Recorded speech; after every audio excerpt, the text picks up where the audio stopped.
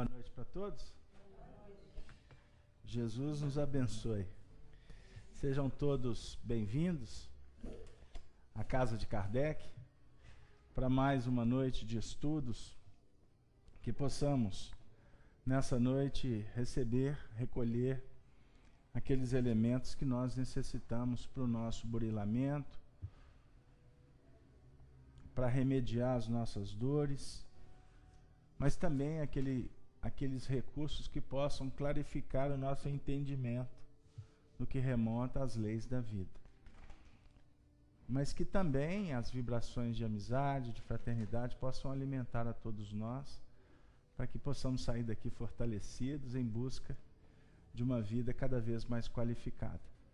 Eu gostaria de abrir a nossa participação endereçando um grande abraço a todos os ouvintes da Rádio Brasil Espírita, lá de Maceió, nossos companheiros que em breve estarão iniciando também o trabalho junto a essa Rádio Brasil Espírita, vai se tornar também uma rádio FM, e muitos desses sinais que nós promovemos aqui estarão sendo replicados por eles. Então, um grande abraço ao Márcio, a diretoria de toda a rádio, a nossa Cláudia, e também abraçar os nossos amigos da Rede Amigo Espírita, que nesse momento também estão acessando o canal 1, como os nossos amigos da FEAC, que estão acessando o nosso site feac.org.br. E gostaríamos de abraçar ao Arnaldo, a todos os membros que estão na sala conferência, que é o chat nosso, né? Que tem o título, o nome, Sala Estudando o Espiritismo, que nós participamos fazendo programas nas terças, com Amor e Sabedoria de Emmanuel, na quinta-feira com o Espiritismo, Evangelho e Educação, e hoje, na sexta-feira, a gente replica o som para dentro do chat, e nós temos companheiros de várias partes, não só do Brasil, mas representantes principalmente de Portugal, a Cleusa, lá de Leiria, né? O Gino está aí com eles, e demais companheiros que estão em outros países, que estamos aqui nesse projeto dinamizando, fortalecendo os nossos laços quanto família espírita. Então, a todos desejo uma boa noite, que Jesus possa nos favorecer para que o programa da noite, no caso deles, né, possa ser um programa que venha elucidar. E eu já os convido para enviar as participações, e nós temos aqui o Gino, hoje, para que vai recolher as participações para trazer para a gente, para que a gente possa participar aqui no sentido de estudarmos em grupo. Ok? Bom, gente, então, vamos lá. Antes de mais nada, muito obrigado pela presença de todos no almoço da FEAC do último domingo, que foi uma grande festa, né? E esperamos que em outubro próximo, nós todos juntos possamos participar de mais um almoço, que são os 2 eventos que a FEAC promove, para que a gente possa nos fraternizar e estarmos cada vez mais próximos, para que o trabalho da divulgação doutrinária e do atendimento espiritual na Casa Espírita se faça qualificado. Porque sem amizade, sem força, o trabalho não tem muito fôlego, não é verdade? Então vamos lá.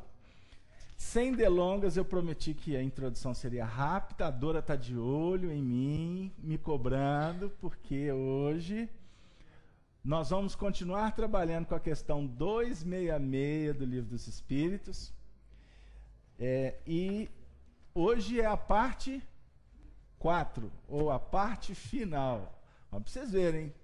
A questão 266, 4 reuniões. Então vamos lá. Eu vou contar com a paciência de vocês, porque eu vou ter que ler o texto, e o texto é longo. Kardec formula assim aos espíritos: não parece natural que os espíritos escolham as provas menos dolorosas para viverem aqui na Terra? Eu ampliei a pergunta para contextualizar, porque a pergunta é mais sintética. Resposta dos espíritos: para vós, sim. Para vós, os encarnados, pode ser que sim, né? Nós vamos escolher coisas mais fáceis, né? Agora, para o espírito, ou seja, na condição de estar no mundo espiritual, para escolher as provas que vai viver aqui na Terra, a conversa é diferente. Para o espírito, não.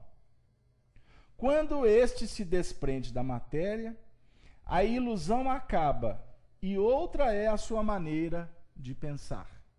Agora o comentário, que é o texto longo. Kardec explica essa resposta assim. Sobre a influência das ideias carnais, o homem na Terra só vê nas provas o lado penoso. É por isso que lhe parece natural escolher as que, do seu ponto de vista, podem coexistir com os prazeres materiais. Na vida espiritual, porém, ele compara esses gozos fugazes e grosseiros com a inalterável felicidade que entrevê. E desde então, que lhe importam alguns sofrimentos passageiros, é assim que o espírito pode escolher a mais rude prova e, conseguintemente, a mais penosa existência, na expectativa de alcançar mais depressa um estado melhor. Como o doente, que muitas vezes escolhe o remédio mais desagradável para mais rapidamente se curar. Gostei do corinho. Corim cura.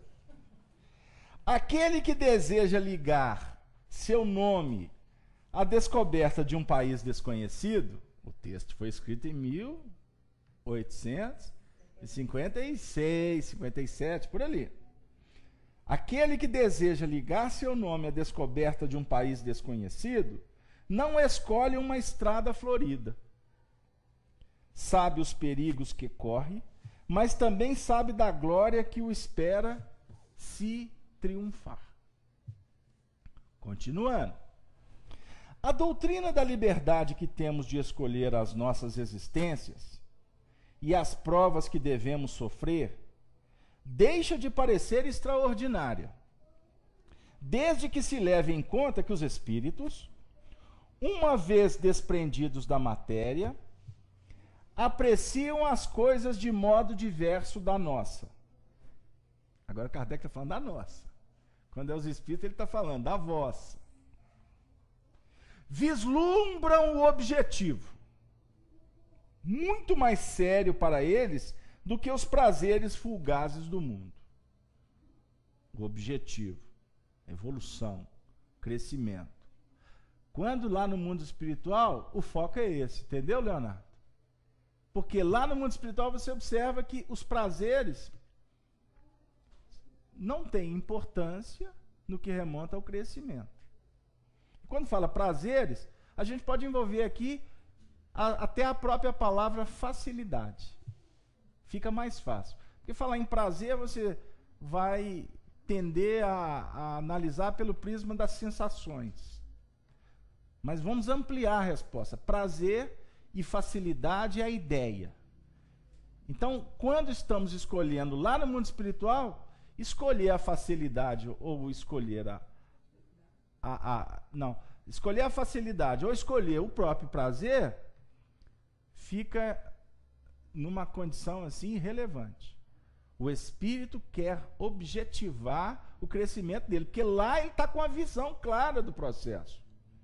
Então, deixa eu continuar, porque daqui a pouco eu dou um break aqui. A Dora está olhando para mim ali. Ela é nossa chefa. Então, continuando. Vislumbra o objetivo muito mais sério para eles do que os prazeres fugazes do mundo. Repetir. Continuando. Após cada existência, veem o passo que deram e compreendem o que ainda lhes falta. Você até decorou, hein, Márcia? Eu paro a frase e a Márcia completa. Em pureza para atingirem aquele objetivo. Daí porque se submetem voluntariamente a todas as vicissitudes da vida corporal, pedindo eles mesmos, os espíritos, as que possam fazê-los chegar mais depressa. Não há, pois, razão para nos admirarmos de que o espírito não dê preferência a existências mais suaves. No estado de imperfeição em que se encontra, não lhe é possível gozar de uma vida isenta de amarguras. Ele a entrevê e é para fruí-la que trata de se melhorar. Falei que o negócio aqui não ia ser fácil. E tem mais coisa para ler. Não vemos, aliás, todos os dias, os exemplos de escolhas semelhantes? Que faz o homem que passa uma parte de sua vida a trabalhar sem trégua, nem descanso, a fim de reunir haveres que lhe garantam o bem-estar, se não desempenhar uma tarefa que se impôs a si mesmo, com vistas a um futuro melhor? O militar que se oferece para uma missão perigosa, o viajante que enfrenta os maiores perigos, por amor da ciência, ou no seu próprio interesse, que fazem também eles se não sujeitar-se a provas voluntárias, que podem lhes proporcionar honras e proveito, se forem bem-sucedidos? A quanta coisa o homem não se sujeita, ou se expõe pelo seu interesse ou pela sua glória? E os concursos, não são também todos provas voluntárias, a que os homens se submetem para avançarem nas carreiras que escolheram? Não se chega a uma posição social de destaque na ciência, nas artes, na indústria, se não passando pela série das posições inferiores, que são outras tantas provas. A vida humana é assim, uma cópia da vida espiritual. Nela encontramos, em menor escala, todas as peripécias da outra. Se, pois, na vida terrena, muitas vezes escolhemos as provas mais difíceis, visando posição mais elevada, por que o espírito, que vê mais longe que o corpo, e para quem a vida corporal é apenas um incidente de curta duração, não haveria de escolher uma existência penosa e laboriosa, desde que o conduza à felicidade eterna? Está acabando. Os que dizem que pedirão para ser príncipes ou milionários, já que cabe ao homem escolher a sua existência, são como os míopes, que só veem o que tocam, ou como as crianças gulosas, que ao se lhes perguntar que profissão preferem, respondem: pasteleiros ou confeiteiros. Olha que interessante. Olha o Kardec, a linguagem. Paris, 1857, hein? A criança vai escolher qual a profissão? Pasteleiro por quê? Ah, comer pastel até enjoar, né? Ou então confeiteiro. Muito doce, como é que é o silambuza? Como é que é o ditado? Quem come muito se lambuza. Então vamos continuar para a gente não ficar lambuzado aqui e a Dora nos tirar o emprego. Tal o viajante que no fundo de um vale ensombrado por espesso nevoeiro não vê a extensão, nem os pontos extremos do caminho por onde vai. Agora chegou num dos pontos capitais desse comentário. Olha, observem bem. O viajante que no fundo de um vale ensombrado por espesso nevoeiro não vê a extensão do vale, nem os pontos extremos do caminho por onde ele vai. Olha o simbolismo que o Kardec traz para nos posicionar na reencarnação. O que foi, Juliana? Esse é o simbolismo da reencarnação. Da reencarnação. Cadê o microfone? Comenta para nós. Fala bem pertinho do microfone. Pode falar. Não, continua. É porque eu estava só querendo entender se era da encarnação esse simbolismo, que é muito bacana, né?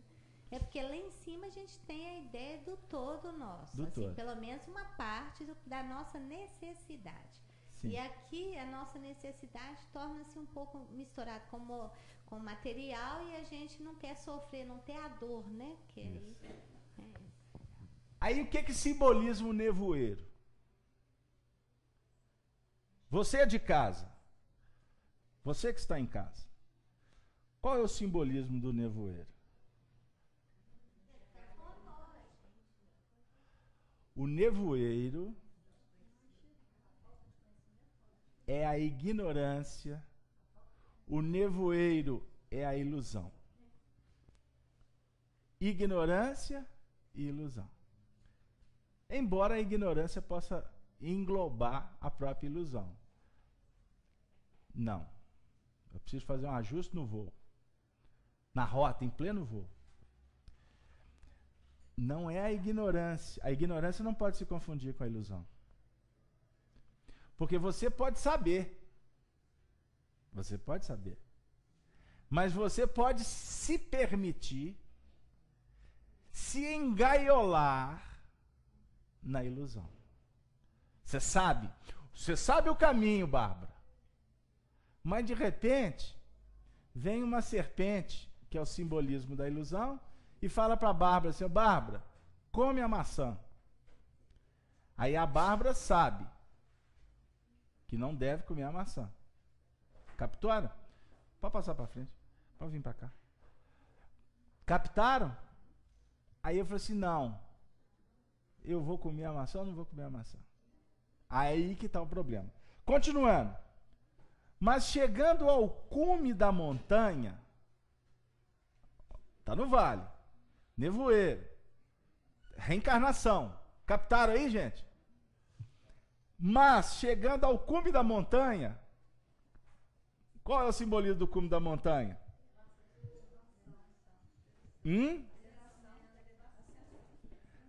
Abrange com o olhar o caminho percorrido. O cume da montanha, nesse caso aqui, não é a elevação espiritual, não. O cume da montanha é a desencarnação. Vamos entender o texto. Tem hora que o cume da montanha é a elevação espiritual. Mas nesse contexto aqui não é. Nós não estamos estudando com Kardec, que está lá no vale, cheio de névoa, né? Sem conseguir observar a extensão, o extremo do caminho. Não é o simbolismo da encarnação? Então a desencarnação é sair desse nevoeiro. Eu vou voltar aqui porque dá dupla interpretação mesmo. E é importante a gente entender assim. Vamos lá. Chegando ao cume da montanha, abrange com o olhar o caminho percorrido. Desencarnou. Olha o que eu deixei para trás. Olha o lastro. Olha o rastro. É isso aqui. Olha o livro que eu escrevi na vida. Porque aqui, na nossa ambiência terrena, são bilhões e bilhões que não têm esse alcance. Só vão entender na desencarnação. Vê o seu final, os obstáculos que ainda terá de transpor, e pode então escolher com mais segurança os meios de atingir. O espírito encarnado é como um viajante no sopé da montanha, desembaraçado dos laços terrestres. Sua visão tudo domina, como o daquele que atingiu o pico. Para o viajante, a meta é o repouso após a fadiga. Olha que legal. Simbolismo. Para o espírito, é a felicidade suprema após as tribulações e as provas.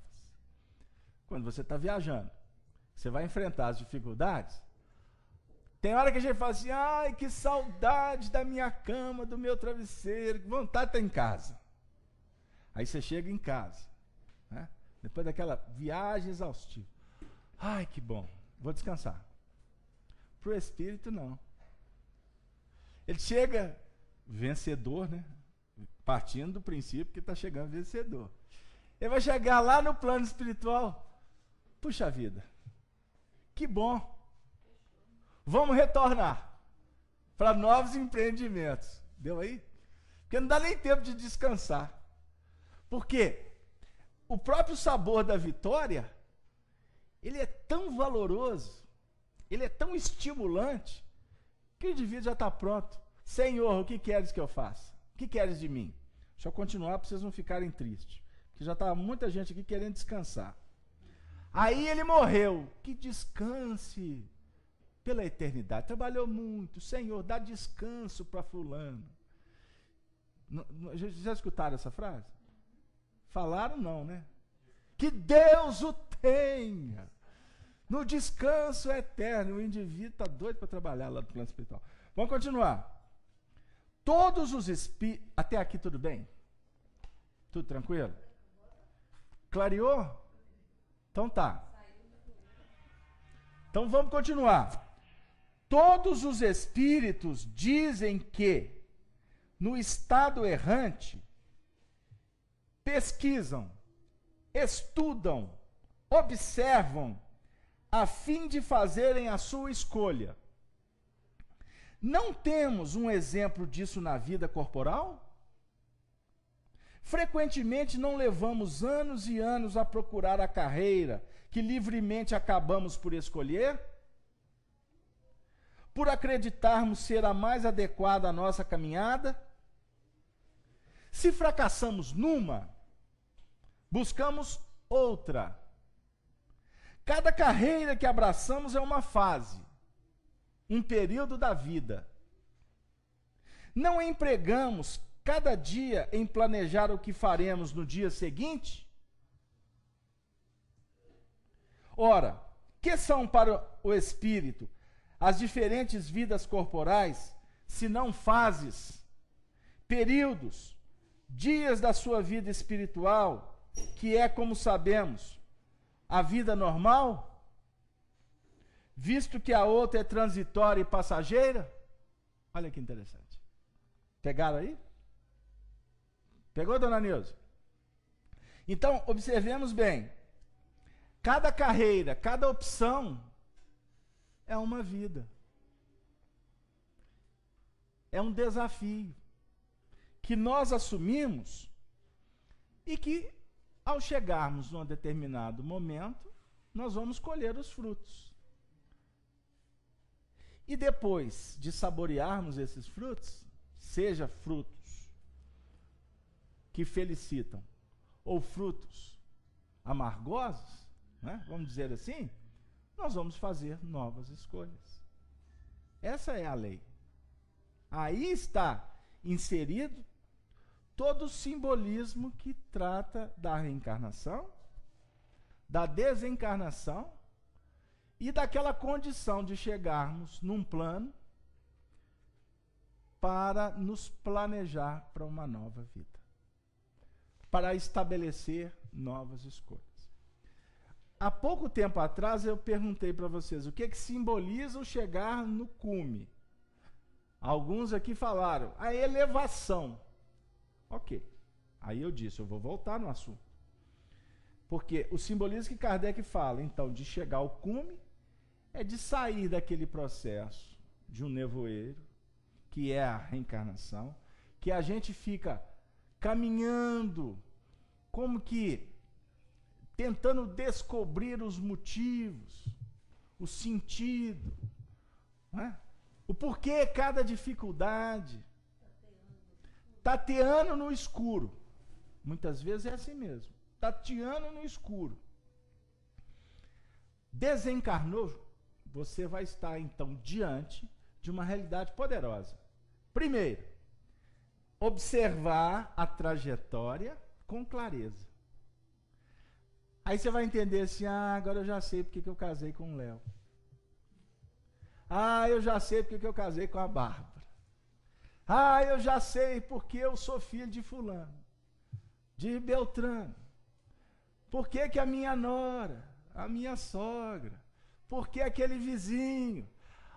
Eu trabalhei tantos anos naquela empresa. Aí você vai começar a entender uma série de fatores. Porque você vai estar diante, então, do que você escreveu. Escreveu em nível de intimidade. Porque se deparando com os fatos, o que vai voltar? O seu comportamento. O fato de ter casado. Como foi o meu comportamento?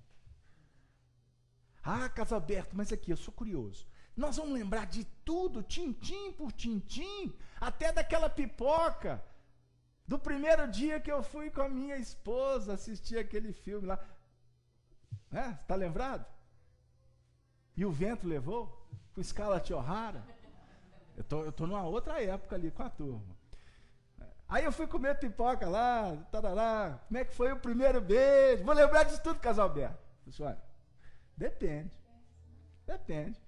Você vai lembrar do que marca.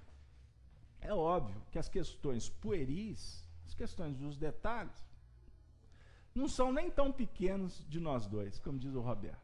São detalhes que ficaram no caminho.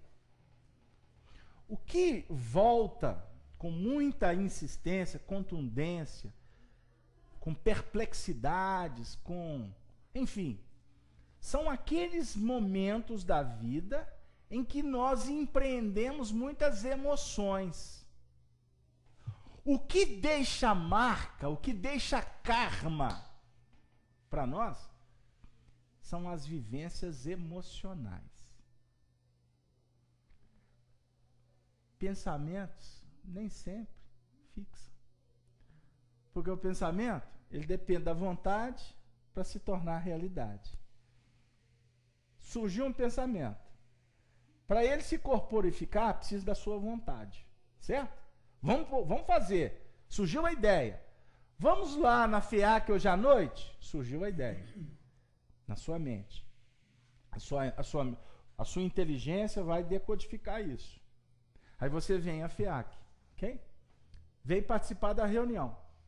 O que aconteceu na reunião pode marcar ou não. Dependendo da carga que isso vai trazer, carga de emoções. Você pode vir à FEAC aqui, né, Sony? Nós que viemos todo dia. Você pode vir à FEAC aqui de 365 dias, é para vir aqui 300 dias. Melhorou? Era para ser 350, mas tudo bem. Nós viemos 300 dias na FEAC ao ano. Pode ser que dos 300 dias que você veio na FEAC no ano, 3 vão ficar marcados. O resto não necessariamente não. Ok? Pode ser o conjunto desses 300 dias que vão formar um corpo. Uma somatória de emoções. E que vão ser importantes para você amanhã. Ok?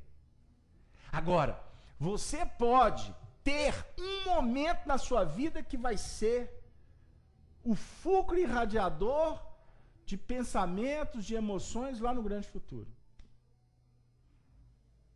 Por exemplo, eu falei do dia que foi assistir o primeiro filme, né? E o vento levou com a namorada. Pode ser esse dia que marcou.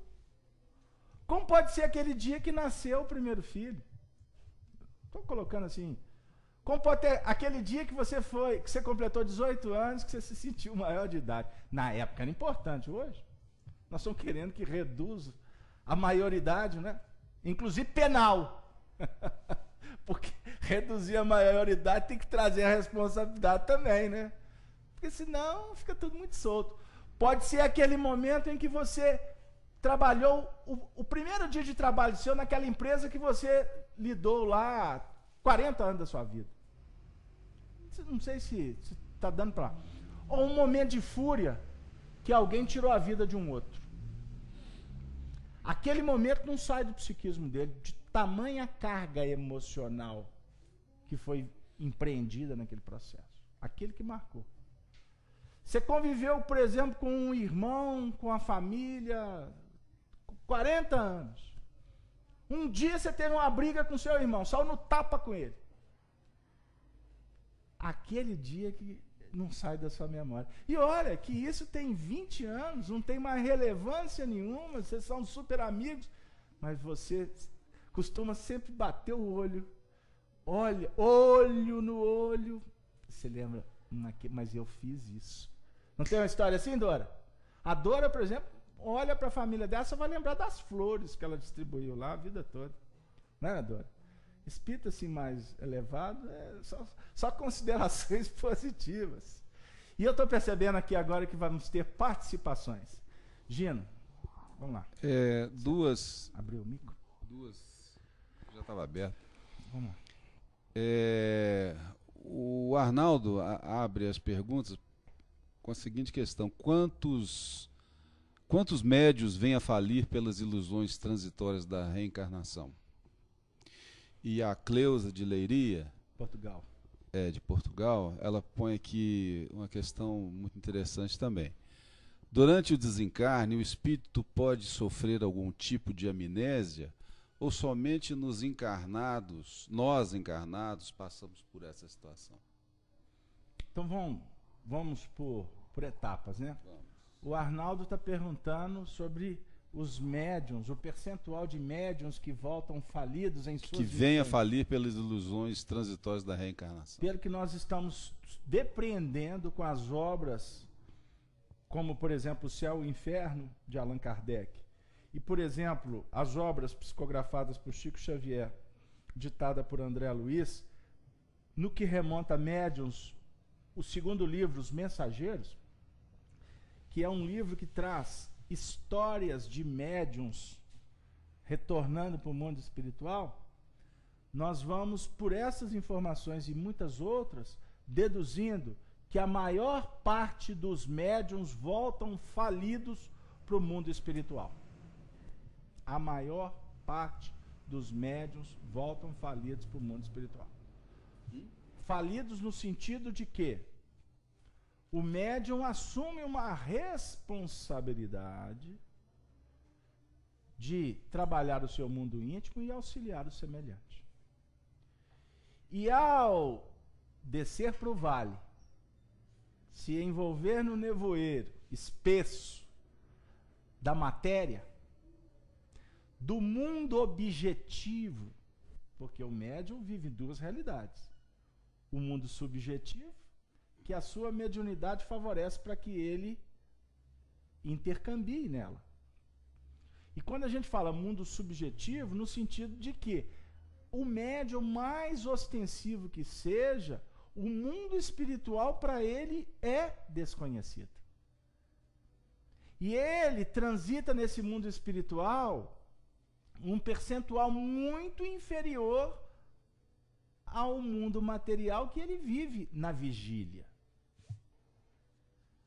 Porque o médium mais ostensivo, ele pode ter percepções de espíritos durante o dia, percepções de vibrações, de sentimentos, ele pode captar uma série de coisas, mas a mente dele está focada na objetividade do mundo que ele vai trabalhar com seus 5 sentidos.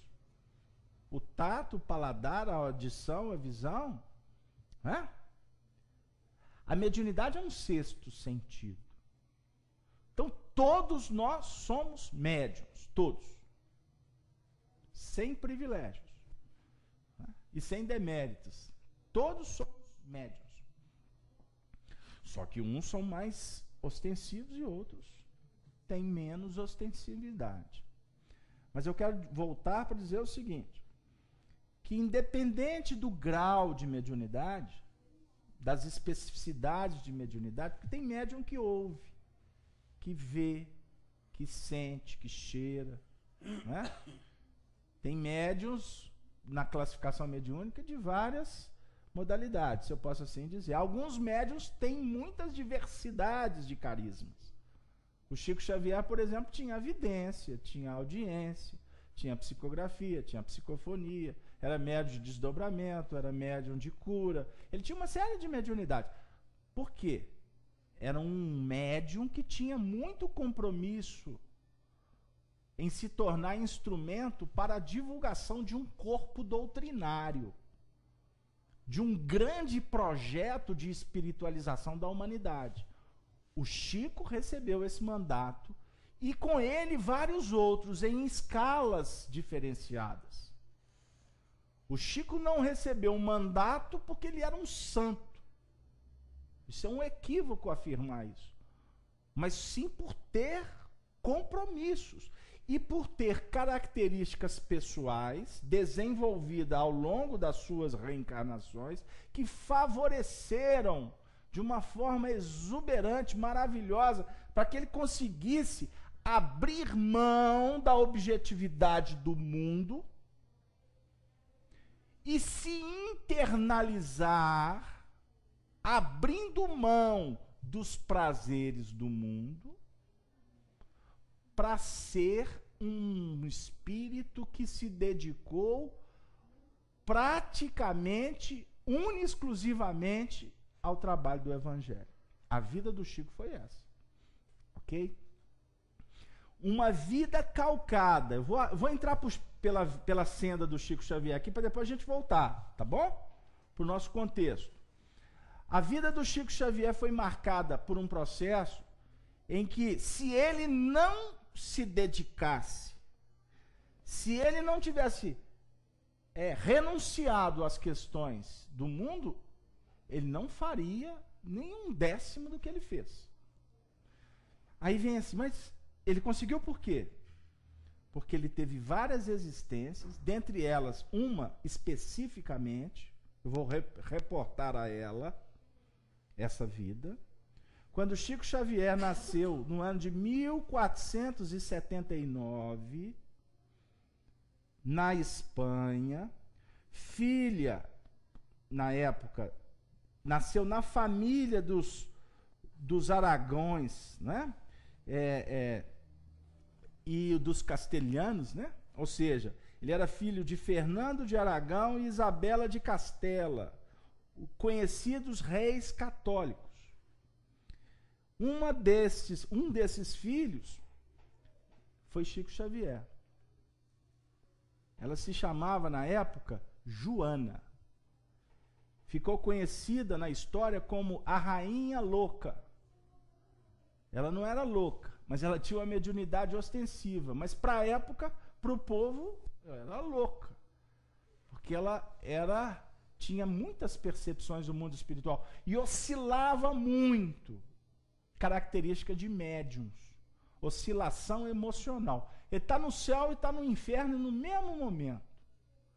E como ela teve problemas de ordem com o marido, que era muito complicado na época, ela tinha surtos complicados na sociedade, porque o marido passeava demais. E ela foi desenvolvendo pelos próprios potenciais, pelas próprias características, uma passionalidade muito exacerbada. Então, se tivesse que dar piti, ela dava na frente de qualquer um. E era um comportamento que saía da normalidade dos nobres. E era um espírito que tinha uma visão muito além dos demais. Era culto, estudioso, né? Que foi conquistado ao longo do tempo. Enfim, existia uma coisa no testamento. Eu gosto de contar essa história, repito essa história bastante, para a gente entender alguns pontos. No testamento, que era uma questão tradicional da nobreza, testamento dos herdeiros, geralmente rezava algumas cláusulas que poderia tirar o poderio. Uma delas era a loucura. Então, Joana era a herdeira do trono, deixado pela mãe. Ok? O trono de Castela. A Espanha não era unificada. Na época não era Espanha. Era Castela Velha, Castela Nova. E as terras de Aragão. Aragão, o rei era o pai. Castela, a rainha, era a mãe. No testamento da mãe que falecera, estava lá, consignado para os filhos. Por impedimentos, por morte dos irmãos, entre aspas, sobrou para ela. Circunstancialmente.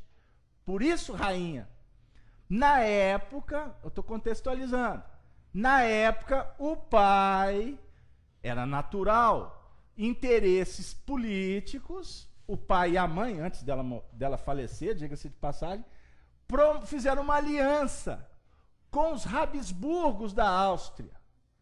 Aquelas promessas, né? Casamento político.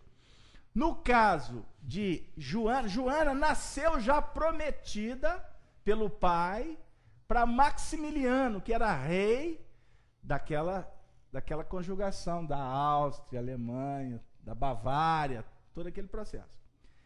E o príncipe que nasceu, posteriormente, Filipe. Então, Filipe casou com Joana. Por conta desse casamento, muitos povos foram unidos. O que lá na frente redundou, olha para vocês verem o alcance disso, redundou na base estratégica, política, para que, inclusive, a Espanha se tornasse a maior potência da Europa, do Velho Mundo. Né? Foi por conta desse casamento. Filipe morreu com 26 anos. E ele morreu, sobrou Joana. Só que aí, por interesses, tanto do Filipe antes de morrer, quanto do pai, eles começaram a trabalhar, arquitetando uma condição de fazer com que Joana ficasse conhecida na sociedade como a louca. Porque doida ela, claustro, cadeia, internação. Quem herdaria o trono? Aí entra as injunções políticas. Sabe o que aconteceu com ela? Depois de conseguir retirar ela do contexto, internaram Joana numa cidadezinha na Espanha, de nome Tordesilhas. E ali ela ficou enclausurada por 45 anos, sob tortura, completamente alienada. Era proibido a ela informação até do próprio calendário, para que ela, a cada instante que o tempo passasse, ficasse cada vez mais fora do contexto. Deu aí?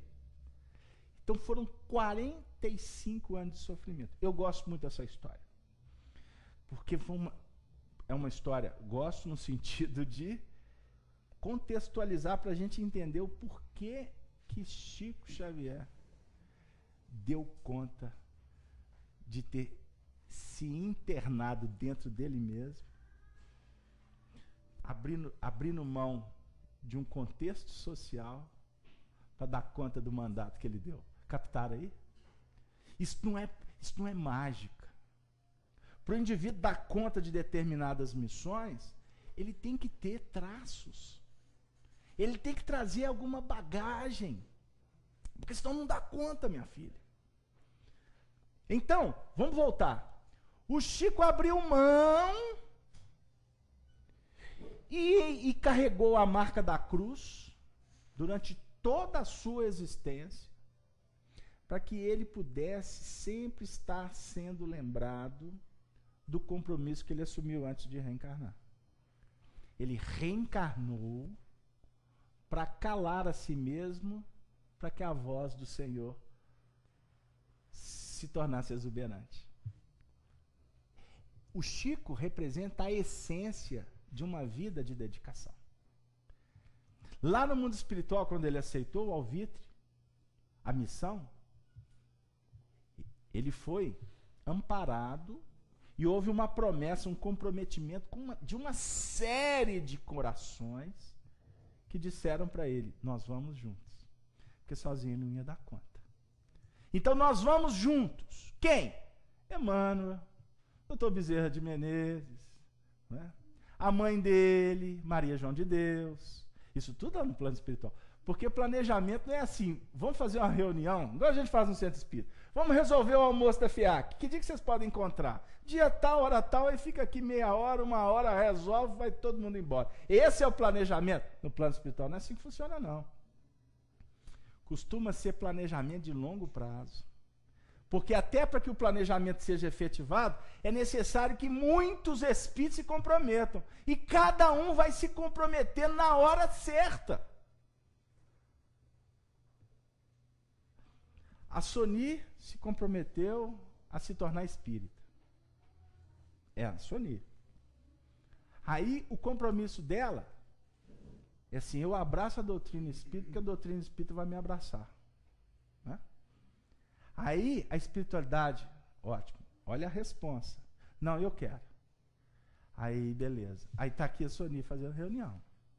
Só que ela se comprometeu com ela mesma, mas ela também estava avisando outros corações para trazer o marido, o filho, a sobrinha, a tia, a avó. Agora, essa turma toda, que teoricamente ela que trouxe, pode ser que foi ela que disse, eu vou na frente, porque depois é consciência. Porque esses que vieram depois se comprometeram com outros. Nós vamos um pouquinho na frente, depois é consciência. Então aí, eu estou dando assim, um exemplo muito, não é pessoal, é porque a Sonia está aqui, os filhos dela estão todos sentados ali. Né? Só aqui. Aí você já viu que eu já dei uma amarrada na família inteira. Isso não é bom sentido, viu, gente? O que eu quero dizer é o seguinte, que o Chico se comprometeu, ele e um grupo. Uns assumiram na casa a função da cozinha, outros da sala, outros do quarto, outros lá do social, outros de buscar o recurso, cada um com a sua característica. No caso dos médiuns, até agora eu vou trazer para o âmbito social familiar. O médium que se compromete com a mediunidade, a família desse médium, ela tem um motivo de responsabilidade nisso. Tanto para ele ajudar a família, quanto a família dá sustentação para ele. Aí, beleza, tudo combinadinho. Agora é conosco. Vamos lá para o dia a dia. Aí eu chego aqui e vou exercer a mediunidade. Aí vem aquela pergunta, a mediunidade vai ser com Jesus ou a mediunidade vai ser com César? Com César é do egoísmo. Eu vou exercer mediunidade para buscar remuneração, facilidade.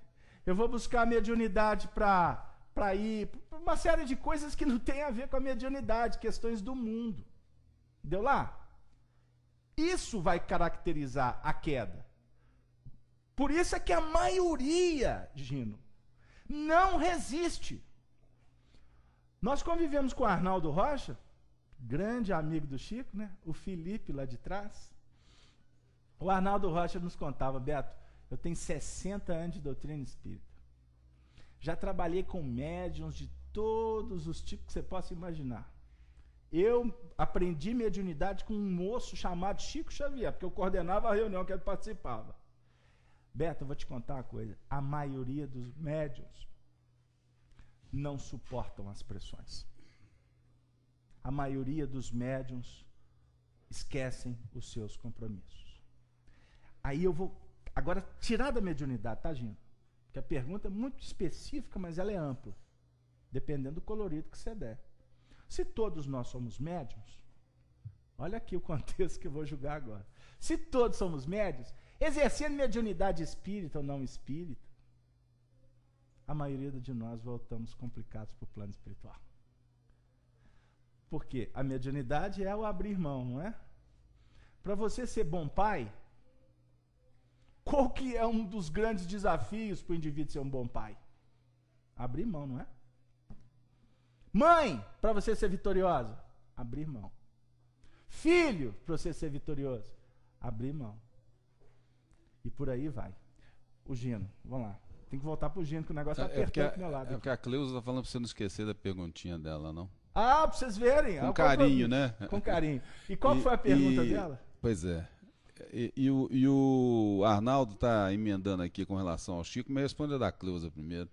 Tá, vamos lá. Se a preparação o Arnaldo está perguntando se a preparação do Chico demorou mais de 30 anos, se é isso mesmo. Sim, é isso mesmo. E a Cleusa, durante o desencarne, o espírito pode sofrer algum tipo de amnésia?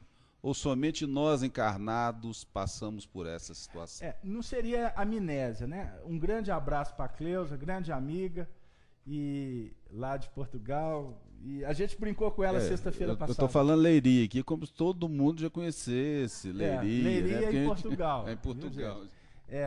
E semana passada, eu até vou brincar agora no ar. Semana passada a gente contou uma história aqui que a Cleusa estava arrumando uma forma lá de nos levar para Portugal. Isso deu um ibope durante a semana, porque tem uma série de pessoas de lá, a Maria Fidalgo e etc. Falou, eu estava pensando isso, que bom que ela já está organizando. E eu estou achando que o negócio vai sair mesmo. Vamos lá para as terras lusitanas, falar de evangelho. Mas ela está perguntando sobre amnésias. Desencarnou, vai ter uma amnésia. Se pelo próprio vocabulário, eu entendo o que ela está falando. Não seria a palavra amnésia. Ficaria mais ajustado o esquecimento. Esquecimento fica mais, porque a amnésia dá uma conotação até de uma ausência, de uma ruptura de sequência. Não é isso. Um esquecimento cabe mais. Quando nós reencarnamos, vem o esquecimento do passado. Inclusive do planejamento que você assumiu. Você vai começar um processo novo de vida. Você vai ser acolhido num lar. A chapa psíquica toda limpinha. Você vai começar a registrar.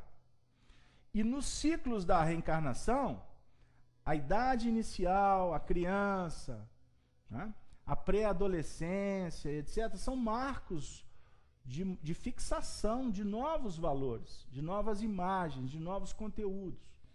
Para que o indivíduo chegue, por exemplo, na idade da adolescência, comece a emergir. Isso é didático, tá? Porque antes, na idade precoce também, abre questões do passado. Mas didaticamente, na idade da adolescência que o passado vai vir à tona. Aí o que acontece? O passado vem à tona para ele encontrar o quê? Vou chamar assim, uma confrontação com os valores novos que estão sendo absorvidos. E ali vai ser o ponto que vai marcar o piso de sustentação do caráter que está sendo formado e que ali vai se tornar a tônica da reencarnação do indivíduo, a partir da juventude em diante. Deu aí? Então, por isso é que a fase da adolescência é uma fase de muito conflito. É uma fase, assim, que o indivíduo não sabe de onde veio, não é? O que ele está fazendo, e já num contexto de muita cobrança, não é? De um contexto, assim, de que ele tem que ser preparado para ser bem-sucedido na vida, e o ser bem-sucedido é no sentido de trabalhar em bases que vão trazer segurança para ele viver. Entendam bem, porque esse negócio de ser bem-sucedido pode ser interpretado de N formas. Para alguns, ser bem-sucedido é chegar lá no topo do império cesariano, com dinheiro, com beleza, com isso, com isso, com isso. Né? Isso, na concepção materialista, ser bem-sucedido é nesse contexto. Quando eu falo ser bem-sucedido, é no sentido de ser um cidadão digno, que vai viver, independente da classe social, com dignidade, com honradez, tendo oportunidades dentro do âmbito dele. Captaram, gente? Desde do patamar mais simples da escala materialista, quanto no patamar máximo, o que vale ser bem-sucedido, que nós estamos tratando, é em nível moral, é em nível psicológico, é em nível de tranquilidade para marchar, para batalhar, para viajar, dentro de um contexto que ele se comprometeu. Fiz-me claro? Gino? É só para lembrar, né? Aquela pergunta também, se no desencarne o espírito sofre algum tipo de esquecimento também. Sim. Então, se nós... Desencarnou, sim, apagou... Se nós esquecemos para reencarnar, para começar um processo novo, a pergunta dela é específica. E na desencarnação, esquece? Não. Não. Por quê? Vamos ver a lógica. E eu não quero... Cleusa, minha querida, que é a nossa rainha Isabel de Aragão, que não é essa Isabel que eu estou falando, né? É uma outra Isabel, é a rainha de Portugal, rainha santa, que viveu do século XIV. Né? Era casada com Dom Dinis. Que rainha Isabel nos proteja, para não falar bobagem. Quando o indivíduo desencarna, vai acontecer o processo natural do despertamento para a realidade espiritual dele. Aqui tamponado, por quê? Nós estamos debaixo do nevoeiro. Circunstância. A primeira dificuldade que impede o entendimento é o corpo físico. Primeira dificuldade. É o escafandro. É um termo que é usado pelos espíritos. A reencarnação representa um espírito que vai fazer um mergulho, né, em águas profundas, usando um escafandro. Essa turma nova não sabe o que é escafandro, não. O que é escafandro? Pega o microfone e explica. O Gino é mergulhador. Vamos lá. Antes de surgir os equipamentos mais modernos de mergulho, né? O escafandro, porque hoje se mergulha com um cilindro de ar comprimido. O escafandro era uma roupa pesada, porque o corpo da gente é positivo, então você tem que ficar negativo para afundar. Ele tinha o pé de chumbo, várias coisas pesadas, e o ar era bombeado diretamente da superfície, né? Então lá embaixo você estava na água, mas não sentia água. Você estava debaixo da água, mas você não molhava. Ele era totalmente vedado. Captaram, gente? Então aqui é o seguinte, o escafandro aqui, você vai sentir a água, primeira coisa. Salgada. E salgada.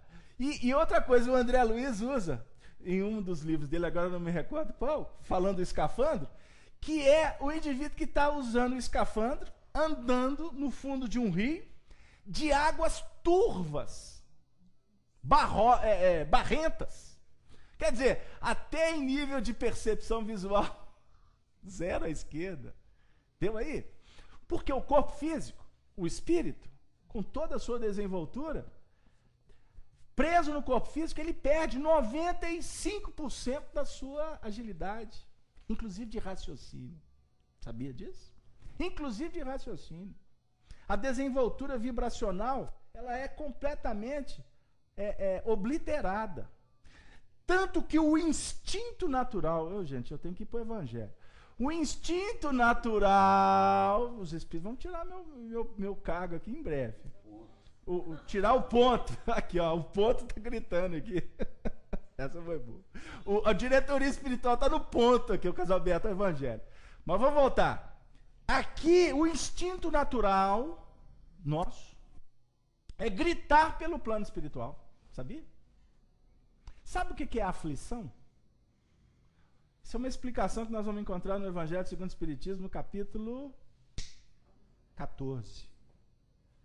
Bem-aventurados aflitos.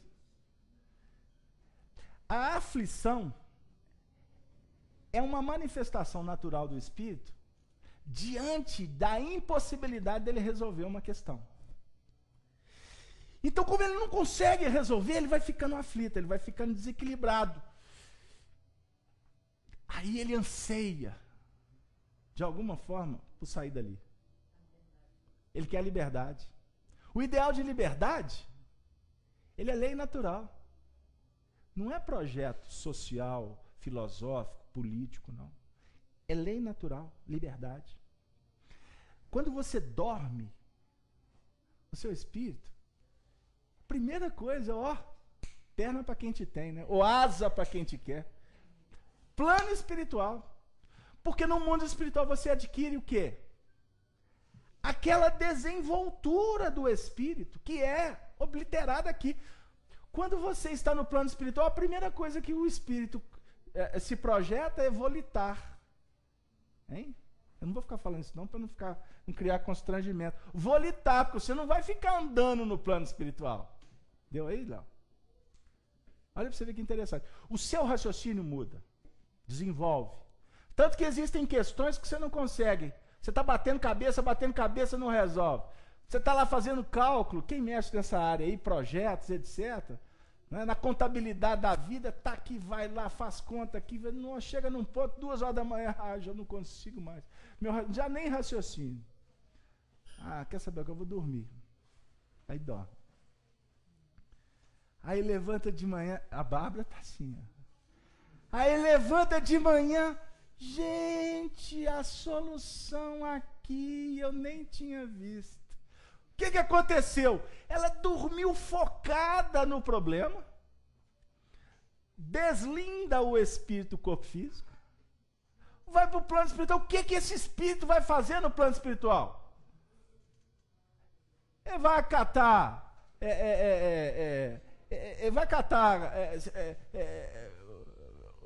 tirar pedra de feijão para pôr para cozinhar, dona Mirtes? Não vai, não vai. Ele vai continuar desenvolvendo o raciocínio dele. Como ele tá liberto do corpo físico, aqui costuma que 30 segundos no plano espiritual já é o suficiente, que era necessário horas e horas de cálculo aqui, por conta da desenvoltura da inteligência. Casalberto, mas por que você está falando tudo isso? Para dizer o seguinte, que quando o espírito desencarna, ele vai sintomaticamente recobrar a lucidez. Ele não pode entrar num processo de esquecimento, de embotamento. A não ser em casos que o espírito vai permanecer durante um procedimento de longo curso de adormecimento no plano espiritual. Ok? Aí é uma outra história. Mas como que isso pode acontecer? Por uma série de fatores, de disfunções psíquicas, de amortecimento, de desequilíbrios complicados, que o espírito chega no mundo espiritual. Não vou entrar no mérito, não. Você me desculpa, só porque o ambiente não permite. Mas o espírito vai entrar numa condição assim de profunda prostração psíquica. Enfermidade de longo curso. Ok? Então não pense você que o indivíduo desencarnou que ele vai ficar pulando corda daqui a pouco, não. Nem ficar brincando de amarelinha. Gostou, dona Mirta? Eu já brinquei muito de amarelinha. No plano espiritual? Não, né? Aqui na Terra. Se não for aqui na Terra, no céu, né? Aqui na Terra como no céu. O pão nosso de cada dia. O importante é a amarelinha. Não é isso? Não pense isso. Porque não necessariamente o indivíduo vai se revigorar. Principalmente se a desencarnação for debaixo de atribulações. Desencarnações que foram aceleradas pelo próprio encarnado. Deu aí? Então, aí é uma outra coisa. Agora, o despertar para a realidade é um fator sine qua non. Porque o mundo verdadeiro é o mundo espiritual, não é esse. A gente vive aqui julgando que esse é o mais importante. E não é. A vida real, objetiva, não é essa aqui. É a do espírito. O texto para nós aqui é de uma exuberância, é extraordinário o simbolismo que Kardec usa. Ou seja, chegar no pico, né, no cume, é voltar para a realidade. Por isso é que, quando estamos no mundo espiritual, a gente tem a visão do todo. O Chico Xavier, que eu citei aqui, que assumiu uma responsabilidade, por que ele aceitou? Porque ele viu que seria imprescindível para ele crescer. Para que ele pudesse se soerguer dentro das necessidades espirituais dele. A vida dele, então, foi marcada de sofrimento. Aí sempre vem aquele amigo que no público diz assim, mas o Chico é o Chico. É igual quando você conta a história de Jesus. Aí Jesus deu a vida, Jesus passou por isso. Agora é a nossa vez. Ah, mas aqui, Casalberto, Jesus é Jesus. E eu não estou fazendo nenhuma comparação de Chico com Jesus. Eu tenho que ficar explicando, porque senão daqui a pouco podem interpretar dessa mesma maneira. Para você ser vitorioso, você tem que passar pelas marcas do Cristo. Agora, ninguém é bobo de sair cravando prego, de sair se autoflagelando. Não é essa a proposta. Ninguém veio ao mundo para sofrer. Nós temos que entender isso. Você não veio aqui para sofrer. Mas nós viemos para a Terra para aprender a vencer os obstáculos. Observem como muda de contexto. Vencer obstáculo. Qual é o obstáculo que bateu na sua porta hoje? O diagnóstico. Você está com câncer. Casal aberto, mude de assunto. Você está com câncer. Você pode receber esse diagnóstico? Só os espíritos que podem, e vocês não podem. Não ficam tristes, não. Hoje é sexta-feira, amanhã é sábado. Você pode dormir até mais tarde. Pode receber esse diagnóstico, dona Mirtes? Dona Mirtes, me ajuda. Ela vai dizer, eu não vou falar o que pode, não, porque vai que esse negócio atrai. Você pode receber. Pode ou não pode? Finalmente vocês reencarnaram agora, né, Marinês? Marinês fez por educação. Estou brincando com ela. Você pode receber um diagnóstico que você tem 3 meses de vida? Pode. Pode chegar uma notícia lá que o seu filho sofreu um acidente? Pode. Então se prepare. Quem está falando que está pesado é porque está a caminho. É que está a caminho. Agora a reunião não é consoladora, não. A reunião agora é para despertamento, entendeu, Brás? Porque senão dorme, né, Brás? Senão dorme no processo. A vida vai ficar na flauta. Você pode receber uma notícia que o seu marido está dizendo que acabou o casamento? A sua esposa pode falar assim, olha, assumi outro namoro a partir de hoje. Aí pode, não pode? Pode? Agora a turma gostou, hein, Gino? Ei, pode chegar uma série de notícias para nós dizendo assim, a sua vida a partir de agora vai mudar. Não pode. Nós não estamos falando de dificuldade? Não é para ficar triste nem preocupado. Eu não volto lá nunca mais. Não é isso não. Mas nós temos que nos preparar. Por quê? Nós estamos aqui para vencer obstáculos. Você trabalha onde trabalha porque você lutou para trabalhar lá. Você constituiu família e a sua família, seus filhos estão todos criados, graças a Deus, né, dona Mirtes? Agora a dona Mirtes falou da vida, ela está aí. Desencarnação não gostou, não. Ô, dona Mirtes, mas por que a senhora lutou para isso, não foi? A senhora não venceu o obstáculo? Eu fui no obstáculo pesado para dizer o seguinte, o próximo obstáculo que vier, ele vai chegar porque nós vamos ter condição de vencê-lo. Por quê? Por que pode visitar o primo? Pode visitar o vizinho e não pode te visitar? Eu conheço pessoas que adoram aqueles jornais que você lê, torcendo, sai sangue, né? Nossa, mas tem pessoas que vibram com isso. Mas assim, mas acontece com o outro, comigo não vai. Nós temos que entender que nós não estamos passeando aqui apenas. Nós estamos aqui para lutar, para melhorar. Então, Kardec trouxe aqui tantos exemplos do viajante, daquele que quer descobrir um país, do militar que sai, daquele que vai fazer carreira. Ele está falando que a vida é um conjunto de projetos. Existe um projeto único, chamado a sua encarnação. Dentro da sua encarnação existem outros pequenos projetos, que juntos formam essa encarnação. Captou, Bárbara? Você tem uma tônica. Qual é o objetivo principal da sua vida? Tem pessoas que é formar família, viver para a família. Tem outros que é não só viver para a família, mas também ter uma profissão, se dedicar a essa profissão. Seja a profissão que venha a ser, tem pessoas que reencarnam para ser religiosos, cientistas, filósofos, políticos.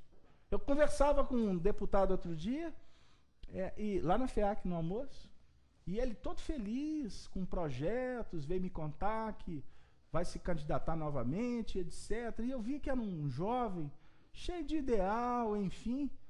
Aí eu disse para ele, meu amigo, vai, porque o povo precisa de pessoas dedicadas, idealistas. O povo precisa de pessoas que trabalhem pelo povo. Agora, não seja mais um. Seja diferente. Se ele foi lá me pedir voto, ele se decepcionou, porque eu não dei nem margem para ele falar para me votar nele. Porque eu sou apolítico. Eu não discuto esse assunto, porque já tem muita gente para discutir. O nosso trabalho aqui é de falar de uma política divina. Que, diga-se de passagem, eu até disse para ele, que nós estamos aqui formando cidadãos. O trabalho da FEAC visa esse contexto. Você tem que ser um bom cidadão. Você tem que ser uma boa mãe de família, um bom pai, um bom filho. Você tem que cumprir suas obrigações com impostos. Você tem que ir nas urnas, escolher bons representantes. Mas você não pode transferir para os políticos uma questão que é de sua competência. Porque não basta você falar que existem corruptos, se você, na hora de estar passando com um sacolão ali no caixa, né? Aí uma batata escorregou ali da balança, né? Ela não foi pesada, aí uma batata só não vai deixar o dono do sacolão mais pobre, né? Quer dizer, como é que você cobra justiça, honradez do outro se nós não estamos dentro desse contexto? Deu aí? Então, reencarnação é um projeto magnânimo, que todos nós estamos inseridos para retornar para o plano espiritual melhores do que aqui nós chegamos. Agora, infelizmente, nós precisamos ainda muito da dor.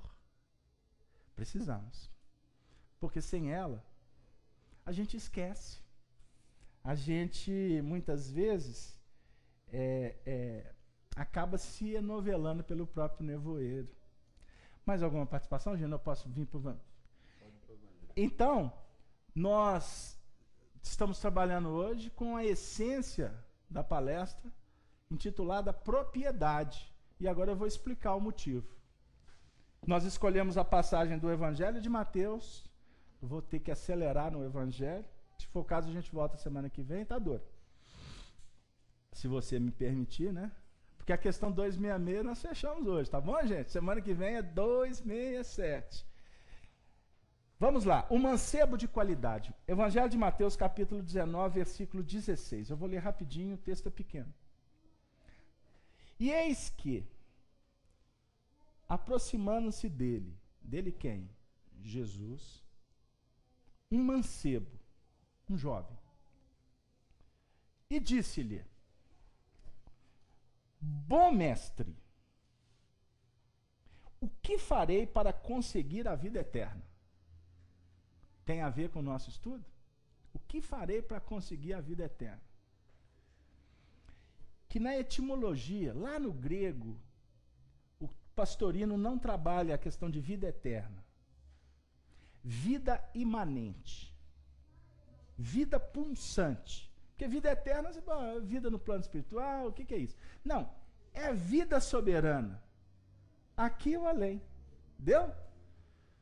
Vida com qualidade. Vida com produtividade.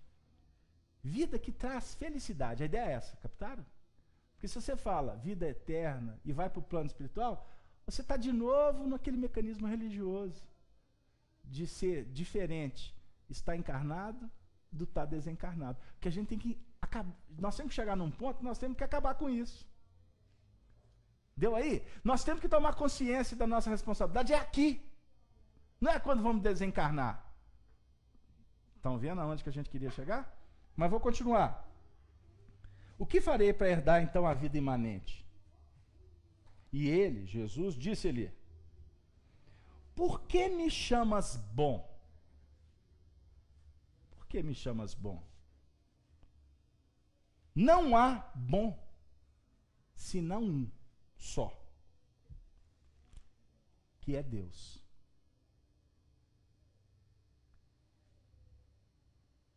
Um só que é bom, Deus. Rapidinho, que o tempo não permite. Ele está falando do Pai Criador do Universo? Sim. Ele está abrindo mão da qualidade de bom. Bom é Deus. Isso é um ato de humildade. E tem muita gente que vira para mim e fala assim: eu estou ficando tão bom. Rasgou o processo da evolução. Estou ficando tão bom. Sabe que já estou até bonzinho, estou dando passe no centro. Rasgou tudo. Bom é o Pai que está no céu. Mas tem um outro contexto. Bom é o Pai. Bom, se não um só, que é Deus. Rápido. Deus está onde? Onde se encontra Deus? Em algum lugar? Deus está em toda parte, não é isso?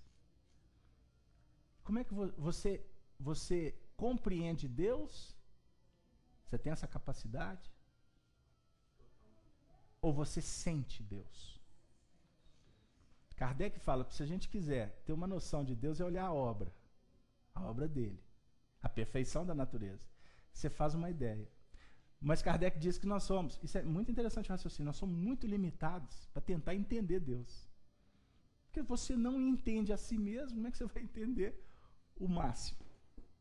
Você não entende o próximo. Quem fala que conhece o próximo está jogando palavra aos ventos. Porque nós não nos conhecemos. Você pode conviver com a sua mulher 50 anos, 60 anos. Você não conhece ela, não. Você conhece facetas, tendências agora. Mas no fundo você não conhece ela, não. Mas ele está falando. Ele está abrindo mão da bondade que é transferida para ele, para dizer para o indivíduo assim: bom é um só Deus. Você está procurando bondade em mim, mas a essência da bondade está em você. Captaram? Bondade relativa. Registrar, sentir a bondade é de cada um. Mas você não pode buscá-la no comportamento do outro. Pode servir de exemplo, de estímulo.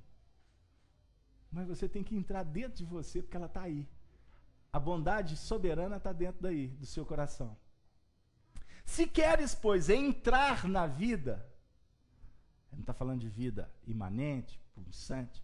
Se queres entrar nesse processo, guarda os mandamentos. Ele estava conversando com alguém que entendia os mandamentos. Era um estudioso, era um judeu. Aí disse-lhe: quais mandamentos? O jovem perguntou. Guarda mandamento? Quais? Jesus disse: não matarás. Não cometerás adultério. Não furtarás. Não dirás falso testemunho. Honra teu pai e tua mãe. E amará o teu próximo como a ti mesmo. Olha que interessante. Aqui ele sintetiza de trás para frente os mandamentos. Ele começa do último e vem para o início. Olha que interessante a didática. A gente lê e não entende. Já que você conhece, como é que você lê? Então vamos lá, desde o final até o início. Aonde que você foi, eu te trago de volta. Para a base. Aí, olha para vocês verem, eu vou sintetizar rapidamente. Ele começa dizendo: não matarás. Matará o quê? O próximo? Básico, né? Não mata a oportunidade. Eu estou aprofundando. Não cometerás adultério. Ele está falando para o indivíduo não pular cerca? Porque atualmente é pular cerca, né? Aí diz que tem um monte de gente que está colocando cerca elétrica para ver se o marido não pula. Aí passa por debaixo, né? Pega o segredo do cadeado. Ele está falando de adultério nesse sentido? Ele está falando de adulterar os princípios que esposas.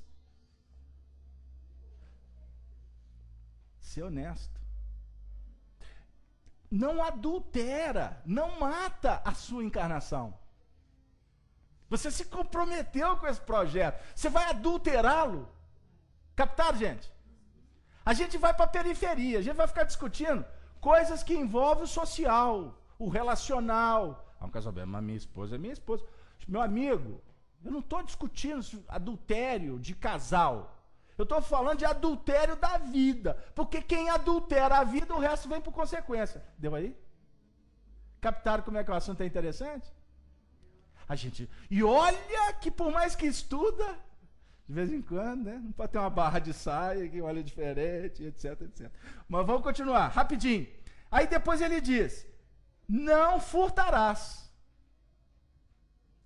Não furta. O que caracteriza o furto? Você pegar uma coisa que não é sua, não é verdade? Então isso aqui envolve um monte de coisa. Ciúme, inveja, né? Isso aqui envolve egoísmo, não envolve? Não faz isso não. Adquira, honestamente. Como que você vai adquirir? Trabalhando. Nós estamos falando do trabalho da comida perecível. Esse nós temos que trabalhar mesmo, não temos? Senão um leitinho dos neném não tem jeito. Está falando do alimento, do trabalho que alimenta o espírito. Que trabalho é esse que alimenta o espírito? Eu vou essencializar. Amor. Por que a humanidade é violenta? Por que a humanidade está vivendo depressão? Por que a humanidade está vazia por dentro? Porque muitas vezes o indivíduo passa décadas e décadas sem sentido na vida. O existencialismo dele está limitado a trabalhar, procriar, tirar férias, vestir. E vai passando os anos, e o indivíduo está vazio por dentro. Porque não tem o quê? Uma dinâmica de amor. Porque amor é que faz luz. E eu não vou discutir isso agora não, que o tempo não permite. Rapidinho. Honra teu pai e tua mãe. Ah, então não posso levar para o asilo, não. Nem entregar para os outros. Tá bom, isso é básico. Mas ele está falando, honra os teus compromissos com a tua consciência. Porque o pai, aqui eu vou simbolizar como razão. A mãe, eu vou simbolizar aqui como sentimento. Você tem que honrar os bons sentimentos que você tem dentro de você. Precisa ser potencializado. Você tem que honrar os ideais que você já está esposando. Você está estudando doutrina espírita. Se você não honrar o que você está estudando, no sentido de que o ensinamento espírita não passa a ser motivo para você mudar de vida, você não está honrando. Deu aí? Você não está honrando a sua consciência. Aí que é o grande problema. Porque o tempo todo você está lidando com a sua consciência. Se você está brigando com a sua consciência, significa que você não está sendo fiel ao que você se comprometeu. Porque a voz de Deus fala com você pela sua consciência. O próximo, semelhante, ele é instrumento. E muitas vezes, observa bem, você está com um problema, você está com um drama. Você já observou como é que é interessante, aonde você vai, os assuntos sempre fica pipocando em cima daquele drama que você está com ele que ninguém sabe. É como se a providência divina está usando uma série de médiuns, uma série de instrumentos para falar para você do mesmo assunto. E a gente muitas vezes tema, reluta em não querer ouvir. Aí o que acontece? Cai, vai para o chão, por uma série de motivos, por exaustão, de tanto brigar consigo mesmo. Aí eu tenho que chegar lá na frente. E aí, né, rapidinho, tarará, honra teu pai, tarará. Disse-lhe, um dia eu faço essa passagem aqui, em 7 semanas e meia. Disse-lhe o mancebo, tudo isso tenho guardado desde a minha mocidade. O que me falta ainda? Ele estufa o peito. Desde a minha mocidade eu tenho guardado esses mandamentos. Está lá na letra, né? É aquele que cumpre a obrigação e acha que está tudo certinho.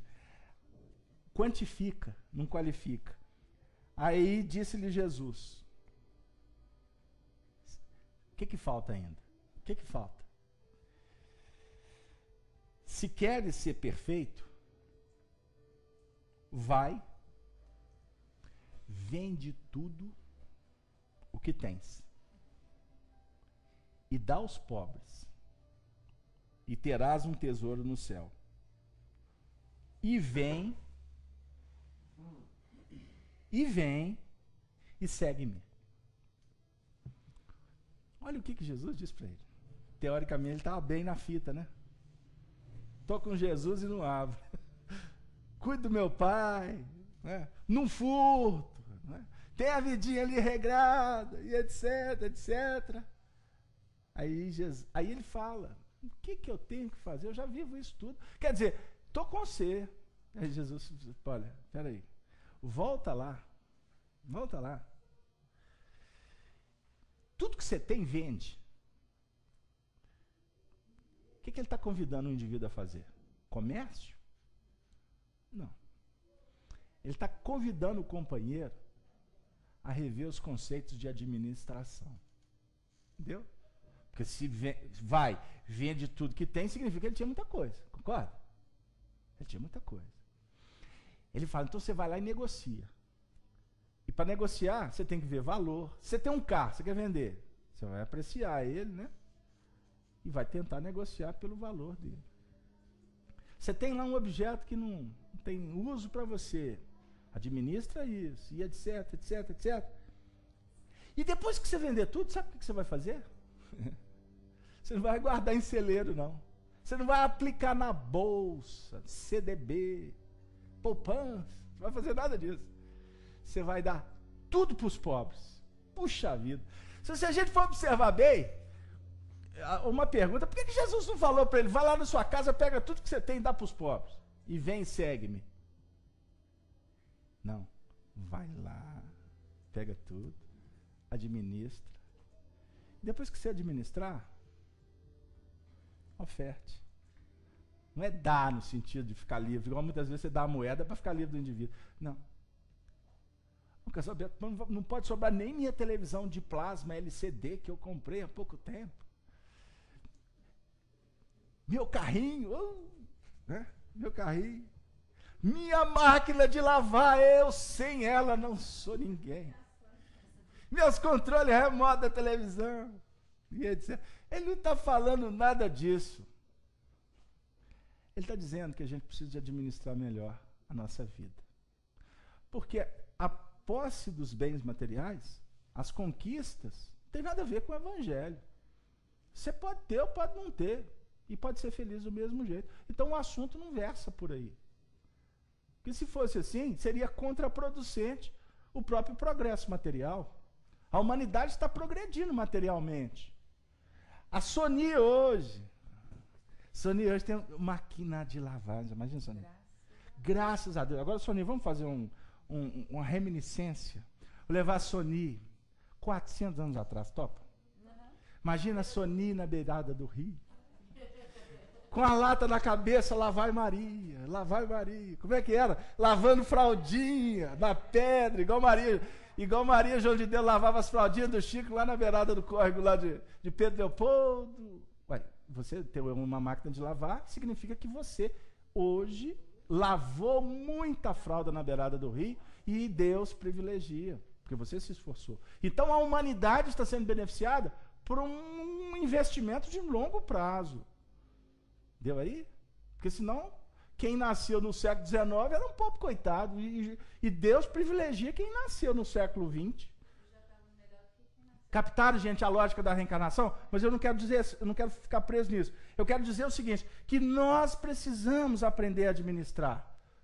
E quando Jesus disse, vai, trabalhe as suas propriedades íntimas, administra melhor o seu tempo, qualifica mais a sua vida e abra mão do que não te faz bem. A ideia é essa. O que tiver supérfluo, abra mão.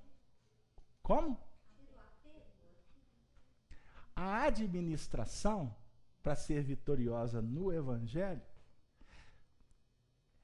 ela se pauta na divisão e na subtração.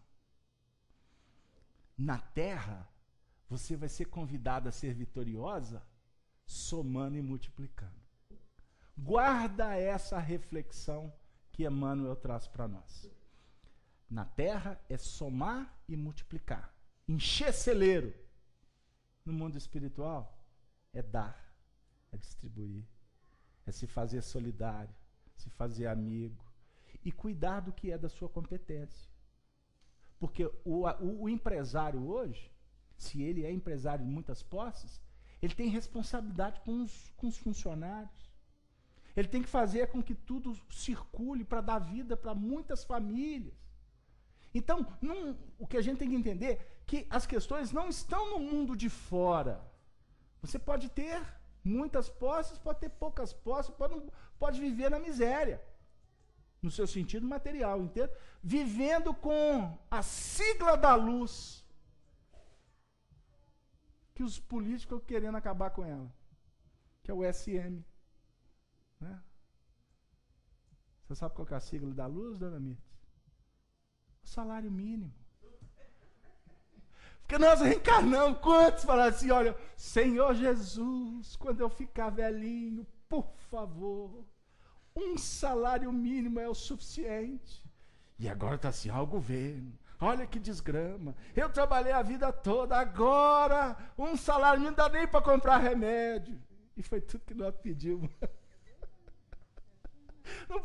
Deixa eu mudar de assunto, porque senão o pessoal não volta semana que vem. O casamento, mas engorda o salário mínimo. É quando nós tivermos merecimento. Mas a gente quer dizer outra coisa, para terminar. Valorize o tempo. Valorize a família. Valorize as pessoas. Respeite os homens. Vamos orar pelos líderes. Vamos torcer para que os políticos acertem mais. Independente do partido. Vamos pensar que a bandeira do Brasil tem um dístico. Ordem e progresso. Era para ter amor. Mas disseram na época que amor era coisa de mulher. Olha que beleza que ia ser. Amor, ordem e progresso. Não precisa de ter na bandeira. Vamos colocar o amor no coração. Isso eu estou contando uma história espiritual narrada por Chico Xavier. Vamos colocar o amor no coração. Porque amando uns aos outros, o mundo espiritual passará a contar conosco como agentes do bem na construção de um mundo melhor. Não busca felicidade lá fora, porque você vai se decepcionar. Nós nos entristecemos quando vemos uma criança miserável, sem comida na rua. Um indivíduo que está julgado num corredor de um hospital, sem saneamento, ou alguém que está recebendo uma bala perdida, ou esses embates de gangues, essas guerras civis que acontecem, o desamor entre famílias, desrespeito de filhos com pais, esquecimento de tradições, essa confusão generalizada que está no mundo, ela por si só já é treva. Agora, isso só vai acabar, só vai mudar, se você ouvinte, todos nós que estamos nesse momento reunidos em prece, começarmos a fazer a nossa parte, preocupados com o nosso crescimento e com a nossa paz interior. Não tenho dúvida de que a sua família, a sua vida vai mudar, se cada um fizer, no caso, a nossa parte. Que Deus nos abençoe, que tenhamos todos um ótimo final de semana e que possamos, na próxima semana, com muita alegria, sobre as bênçãos de Jesus, iniciarmos a semana com projetos pródigos de soerguimento para todos nós. E eu gostaria de encerrar a minha participação agradecendo a presença do nosso querido Eurípides Barçanufo, que é um dos mentores dessa casa, e que ontem nós comemoramos mais um ano de nascimento dele, que viveu no século XIX e que deixou uma caminhada de luz como exemplo para que nós possamos nos aproximar de Jesus. Que o nosso querido Eurípides e toda a sua equipe espiritual recebam o nosso abraço fraterno e agradecido por tantas bênçãos e por tantos exemplos que eles têm nos oferecido. E aos nossos amigos espirituais que nos visitaram, parentes, irmãos que estão no mundo espiritual, que eles possam voltar e encontrar os seus familiares como vocês estão aqui, para que nessa reunião sejamos um só corpo, um só grupo, independente da dimensão, dos encarnados ou desencarnados, possamos juntos dando as mãos, aprendermos mais um pouco para, como nos ensina Emmanuel, servirmos cada vez melhor. Que Deus nos abençoe. Muito obrigado. A palavra é com a Soni, que vai encerrar a atividade. Muito obrigado aos amigos que compõem a Rede Amigo Espírita, a Rádio Brasil e os companheiros do chat. Muito obrigado, boa noite.